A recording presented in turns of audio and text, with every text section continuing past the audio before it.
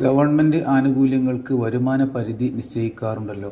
ഇത് സത്യസന്ധമാകണമെങ്കിൽ ഒരു വ്യക്തിയുടെ വരുമാനം കണക്കാക്കുന്നതിൽ സുതാര്യത വേണം. ഒരു വ്യക്തിയുടെ വരുമാനം കണക്കാക്കേണ്ടത് അദ്ദേഹത്തിന്റെ മൊത്തം വരുമാനം നോക്കിയായിരിക്കണം. കൂടാതെ ഔദ്യോഗിക രീതിയിൽ ലഭിക്കുന്ന വരുമാനം മാത്രം നോക്കിയാവരുത്. ഒരു വ്യക്തിയുടെ മൊത്തം ആസ്തിയെക്കുറിച്ചും അതിൽ നിന്നും അയാൾക്ക് ലഭിക്കുന്ന മൊത്തം വരുമാനത്തെക്കുറിച്ചും ഗവൺമെന്റിന് ബോധ്യമുണ്ടായിരിക്കണം. ആ ബോധ്യത്തിന്റെ അടിസ്ഥാനത്തിലായിരിക്കണം ഗവൺമെന്റ് നൽകുന്ന ആനുകൂല്യങ്ങൾക്ക് ഒരാൾ അർഹനാണോ അല്ലയോ എന്ന് തീരുമാനിക്കേണ്ടത്.